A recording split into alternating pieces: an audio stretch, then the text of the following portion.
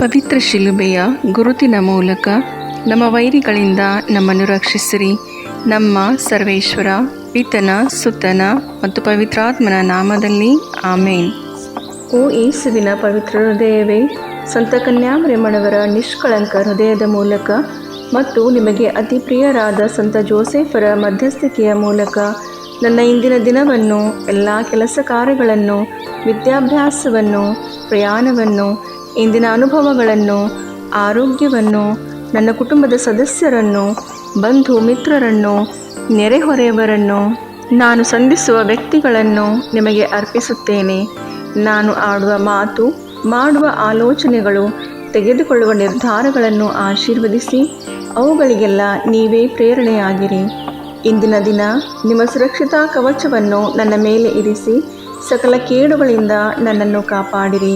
ದಿನದ ಪ್ರತಿ ಗಂಟೆಯಲ್ಲಿಯೂ ನನ್ನೊಂದಿಗೆ ಇದ್ದು ನನ್ನನ್ನು ಕೈ ಹಿಡಿದು ನಡೆಸಿರಿ. ಆಮೇನ್. ಸಂತ ಮತ್ತಾಯನು ಬರೆದ ಸುಸಂದೇಶದಿಂದ ವಾಚನ.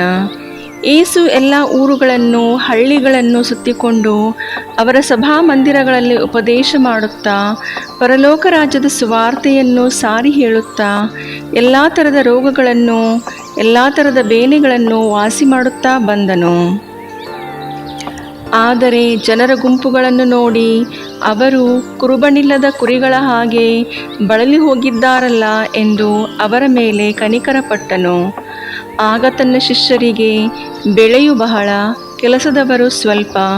ಆದುದರಿಂದ ಬೆಳೆಯ ಯಜಮಾನನನ್ನು ನಿನ್ನ ಬೆಳೆಗೆ ಕೆಲಸದವರನ್ನು ಕಳುಹಿಸಿಕೊಡಬೇಕೆಂದು ಕೇಳಿಕೊಳ್ಳಿರಿ ಎಂದು ಹೇಳಿದನು.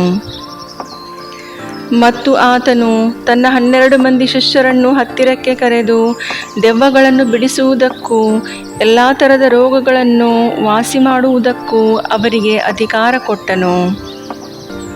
ಈ 12 ಮಂದಿಯನ್ನು ಯೇಸು ಕಳುಹಿಸಿದನು. ಕಳುಹಿಸುವಾಗ ಅವರಿಗೆ ಅಪ್ಪಣೆ ಕೊಟ್ಟಿದ್ದೇನೆಂದರೆ, ಅನ್ಯಜನಗಳ ಕಡೆಗೆ ಹೋಗಬೇಡಿರಿ, ಸಮಾರ್ಯದ ಊರೊಳಗೆ ಕಾಲಿಡಬೇಡಿರಿ. ಇವರನ್ನು ಬಿಟ್ಟು ತಪ್ಪಿಸಿಕೊಂಡ ಕುರಿಗಳಂತಿರುವ ಇಸ್ರಾಯೇಲಿನ ಮನೆತನದವರ ಬಳಿಗೆ ಹೋಗಿರಿ. ಪರಲೋಕ ರಾಜ್ಯವು ಸಮೀಪವಾಯಿತೆಂದು ಸಾರಿ ಹೇಳುತ್ತಾ ಹೋಗಿರಿ.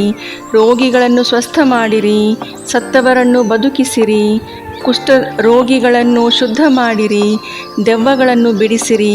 ಉಚಿತವಾಗಿ ಹೊಂದಿದ್ದೀರಿ, ಉಚಿತವಾಗಿ ಕೊಡಿರಿ ಎಂದು ಹೇಳಿದನು. ಪ್ರಭು ಕ್ರಿಸ್ತರ ಶುಭ ಸಂದೇಶವಿದು. ಚಿಂತನೆ.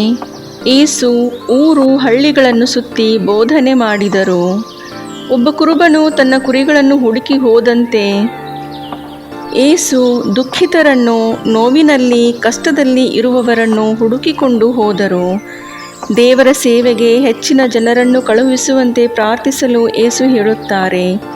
ಹೀಗೆ ದೇವರ ರಾಜ್ಯವನ್ನು ಸಾರಲು, ದೇವರ ಪ್ರೀತಿ ಮತ್ತು ದಯೆಯನ್ನು ಎಲ್ಲೆಡೆ ಪಸರಿಸಲು ತಮ್ಮ ಶಿಷ್ಯರಿಗೆ ರೋಗ ಗುಣಪಡಿಸುವ ಮತ್ತು ಅಶುದ್ಧ ಆತ್ಮಗಳನ್ನು ಹೊರಹಾಕುವ ಶಕ್ತಿಯನ್ನು ಅವರು ಕೊಡುತ್ತಾರೆ. ಉಚಿತವಾಗಿ ಪಡೆದುಕೊಂಡಿದ್ದೀರಿ, ಉಚಿತವಾಗಿ ಕೊಡಿರಿ ಎಂದು ಆಜ್ಞಾಪಿಸುತ್ತಾರೆ. ದೇವರಿಂದ ಉಚಿತವಾಗಿ ಪಡೆದುಕೊಂಡ ವರಗಳನ್ನು ನಾವು ಉಚಿತವಾಗಿ ಬೇರೆಯವರೊಂದಿಗೆ ಹಂಚಿಕೊಳ್ಳುವ ಕೃಪೆಗಾಗಿ ಮತ್ತು ಆ ಮೂಲಕ ಯೇಸುವಿನ ಪ್ರೀತಿಗೆ ಸಾಕ್ಷಿಗಳಾಗಿ ಜೀವಿಸಲು ನಮ್ಮನ್ನು ಯೋಗ್ಯರನ್ನಾಗಿ ಮಾಡುವಂತೆ ಪ್ರಾರ್ಥಿಸೋಣ.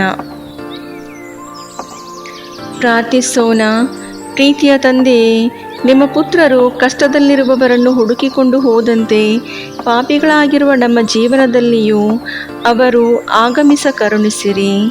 ನಿಮ್ಮಿಂದ ಉಚಿತವಾಗಿ ಪಡೆದುಕೊಂಡಿರುವ ವರಗಳನ್ನು ಇತರರೊಂದಿಗೆ ಹಂಚಿಕೊಳ್ಳುವಂತೆಯೂ, ಈ ಮೂಲಕ ನಾವು ನಿಮ್ಮ ಪ್ರೀತಿ ಮತ್ತು ಕರುಣೆಗೆ ಪಾತ್ರರಾಗುವಂತೆಯೂ ಕರುಣಿಸಿರಿ.